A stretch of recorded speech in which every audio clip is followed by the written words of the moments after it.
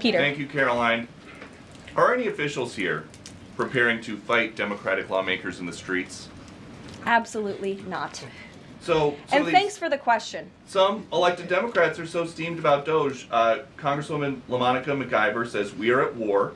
Ilhan Omar says we might actually see somebody get killed. And Chris Van Hollen says we have to fight this in the Congress, we have to fight this in the streets. Trump's former official secretary, Karoline Leavitt, just dismantled Ilhan Omar and the partisan organizations, exposing their offensive pretense to the public. True to form, Karoline Leavitt meticulously used their own words against them. Imagine a room filled with cameras at strategic points, the air thick with hushed conversations. A mix of anxiety and quiet tension permeated the atmosphere as Karoline Leavitt took the stage with deliberate motion and poise. The press room was packed, buzzing with murmurs. Reporters were on their toes, operating laptops, while cameras captured every passing moment. The tension was palpable. Excitement filled the room. Karoline Leavitt was more than prepared. She checked the microphone and observed the expressions in the room. She knew the direction the meeting would take. This was not just a gathering, but a political game between her and the media. The media was ready to engage and play the game to the fullest. So, what now? And may I just point out, if you heard that type of violent, enticing rhetoric from our side of the aisle, from Republican leaders on Capitol Hill, I think there would be a lot more outrage in this room today. It's unacceptable, the comments that have been made by these Democrat leaders, and frankly, they don't even know what they're talking about. Because President Trump was elected with a mandate from the American people to make... Karoline Leavitt offered a gentle but calculated smile. Then she swiftly greeted, "Good afternoon, ladies and gentlemen. I see you are interested in this meeting, so let's get on with it." She paused and a deep calmness followed. "As we begin, let's have an understanding." Her voice trailed off again, strong and steady. If the press dictates the standard of outrage, they should apply it consistently. Several reporters shifted in their seats, sensing where the statement was leading. Caroline adjusted her hands on the stage, glancing at the front row. If a Republican stood here today and said, "We need to fight in the streets," you all would be clamoring for their resignation, a congressional inquiry, and their apprehension. But when it's Ilhan Omar who says it, it's a call for settlement. The audience remained quiet, with excited murmurs rippling through the crowd. The reporters were poised to gang up on her, but Karoline Leavitt had just changed the course of events, her hands moving with emphasis. Please like and comment to our channel to get juicy political contents like this. Are top Democrats actually encouraging violence in the streets? Karoline Leavitt breaks down the hypocrisy. Are any officials here preparing to fight Democratic lawmakers in the streets? Absolutely not. Some elected Democrats are so steamed about Doge. Congresswoman LaMonica McIver says we are at war. Ilhan Omar says we might actually see somebody get killed. And Chris Van Hollen says we have to fight this in the Congress, we have to fight this in the streets. CNN's Peter, his voice filled with judgment and criticism, asked, "Caroline, are you saying that Ilhan Omar's remarks were intended to incite contention?" Caroline tilted her head as if Peter had asked a question he already knew the answer to. "I'm not saying anything, Peter. I'm just quoting her." "Or do you deny that she said it?" Caroline asked. Peter hesitated as the camera focused directly on him, capturing his bewildered expression. Caroline stepped forward and continued her speech. "Let's be clear, if a partisan calls for contention in the streets, it's not considered an action. When it's another partisan who says such a thing, it's deemed an attack on democracy." "Peter, let's hear the guidelines, as it seems they are one-sided." Peter was dumbfounded, unable to find the right words. A woman from NBC leaned forward, attempting to divert the conversation. "You are definitely not implying that the president should not be scrutinized." Streets. So, what now? If you heard that type of violent, enticing rhetoric from our side of the aisle, from Republican leaders on Capitol Hill, I think there would be a lot more outrage in this room today. It's unacceptable, the comments that have been made by these Democrat leaders, and frankly, they don't even know what they're talking about. Because President Trump was elected with a mandate from the American people to make this government more efficient. Ilhan Omar was expressing concern for government regulations, she stated. Caroline replied, unfazed, so was every person labeled a domestic extremist for challenging government policies. Surprisingly, that silenced her. A deep quiet followed. The woman casually scanned the room looking for a loophole, but Karoline wasn't finished. She looked at the camera, the moment brewing tension for both the reporters and the American citizens watching. Karoline continued in a calm voice, "Let's play a game. If President Trump were here and said, 'We are taking this contention to the streets,' what would that mean?" No one spoke. Silence filled the room until she spoke again. There would be immediate instability, impromptu communication, calls for annulment, and the media in full commotion. But in Ilhan Omar's case, it's treated as nothing. Silence enveloped the room, the energy shifting. The press was ready to dismantle her, but the opposite was happening. James, a veteran journalist from NBC, spoke. "Karoline, are you accusing us of political bias?" Karoline answered cautiously, "I don't need to say a word because you demonstrate it daily." This government more efficient.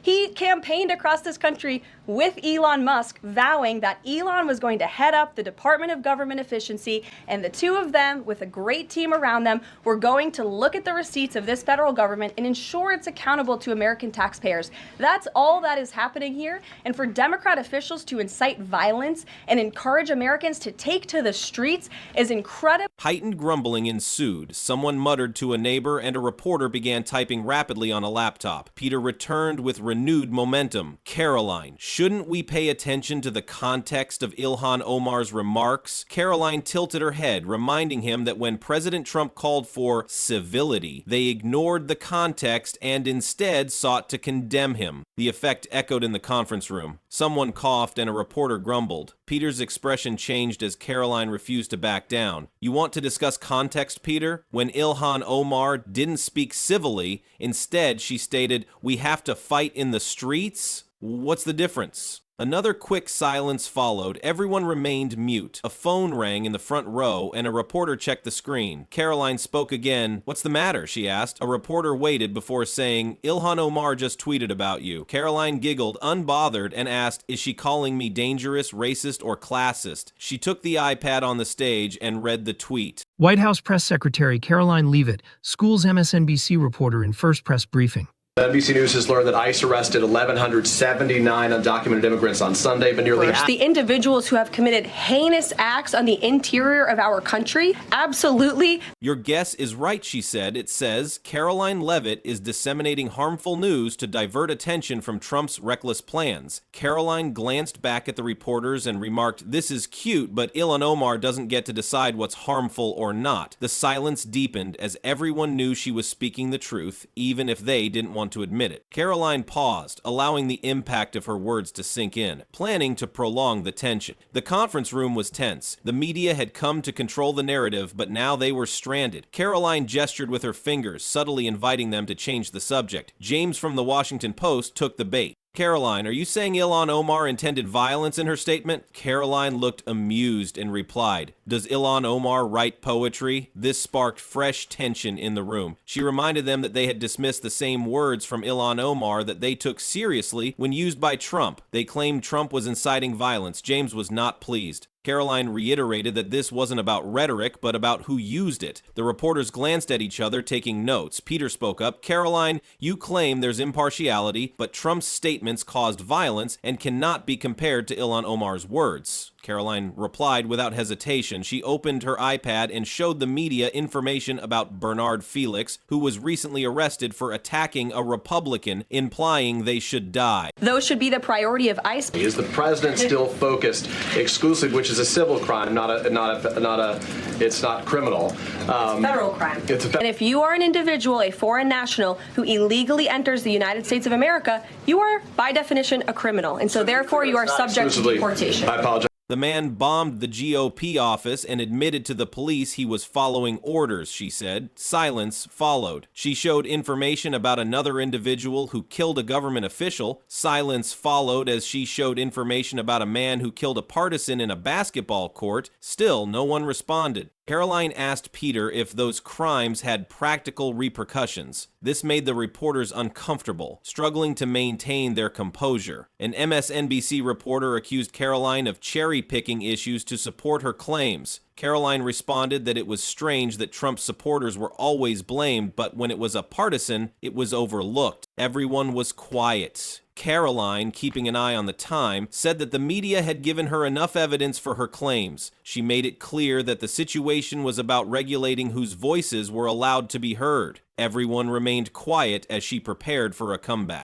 The tension had escalated. The reporters had lost control to Karoline Leavitt. Yet they had another plan. Elon Musk, James of The Washington Post began, bringing to Karoline's attention Elon Musk's recent appointment as head of the Department of Government Efficiency, comparing it to giving him a prize. The reporters nodded in agreement. You know, I'm at the point where it's become really hard to have an intellectual debate with any of these people, because the level of stupidity that they are displaying every single day is frankly embarrassing, not just in Congress, but as Americans. And the fact that these people are allowed to say just the most ridiculous things tells. If you heard that type of violent and Karoline chuckled at his claim, responding that they hadn't complained when Mark Zuckerberg used $400 million to influence elections, or when Jeff Bezos received billions in government contracts to build his newspaper. Calmness followed, and Peter from CNN shot back, saying that Musk was associated with Trump's policies, implying he was favored by Trump. This had no effect on Karoline. She replied that the same could be said for Hunter Biden, who accepted funds for foreign business activities when his father was vice president, and for Nancy Pelosi's spouse, who suspiciously sold stock before legislation was passed. The room continued to be filled with silence. Political bias is a problem when the person involved is disliked by the press, James said, as Karoline highlighted the role of leadership. Elon Musk now had influence in government affairs, particularly in the Treasury and DOJ. Americans should be concerned about a personal brand having control over public funds. enticing rhetoric from our side of the aisle, from Republican leaders on Capitol Hill,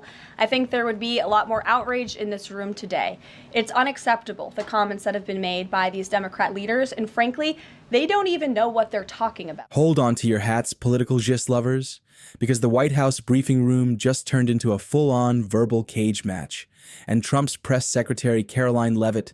Karoline also stated that those in the DOJ only had control over the Treasury systems and were unable to code. The reporters stared at each other as she continued. She pointed out that they weren't worried about Musk's leadership, but rather about how funds had been mishandled. Another journalist stated that Musk's group had accepted billions in government contracts. This, of course, raised suspicion. Karoline replied that the Biden administration had allowed former Google and Facebook executives to oversee technology policies. The cameras to capture the moment. Karoline, aware of their tactics, decided to play along. The government was conceived to clean up and oversee political activities, not for embezzlement, she continued. The press loathes that idea. Why? Murmurs followed. Didn't just step into the ring, she brought a flamethrower. In a glorious, no-holds-barred takedown, Leavitt absolutely obliterated Ilhan Omar and the Democrats for their reckless, violence-inciting rhetoric, leaving them stunned, stammering, and scrambling for excuses.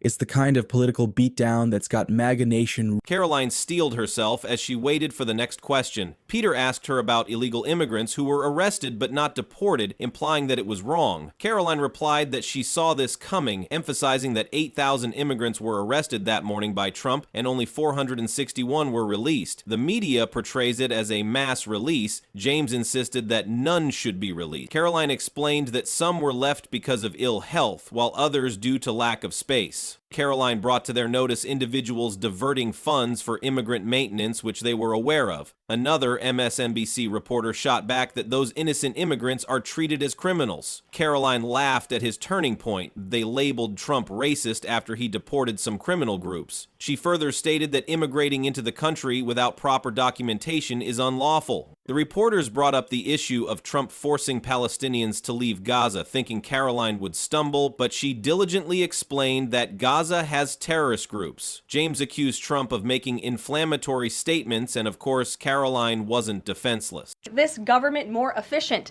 He campaigned across this country with Elon Musk, vowing that Elon was going to head up the Department of Government Efficiency, and the two of them, with a great team around them, were going to look at the receipts of this federal government and ensure it's accountable to American taxpayers. That's all that is happening here. And for Democrat officials to incite violence and encourage Americans to to take to the streets is incredible. She stated that the media had been scheming to bring Trump down and even how they were using Ilhan Omar to destroy her. Just then, Ilhan Omar was on live TV. She kept insisting that Karoline twisted her words out of context. Karoline told the press that this situation is centered on who is speaking, not what is being said. The press continues to make excuses for Ilhan Omar while Karoline refuses to back down. Karoline made it obvious that the media is looking for ways to help Ilhan Omar rewrite her statement while actively trying to condemn Trump. What do you think? Let us hear in the comments below.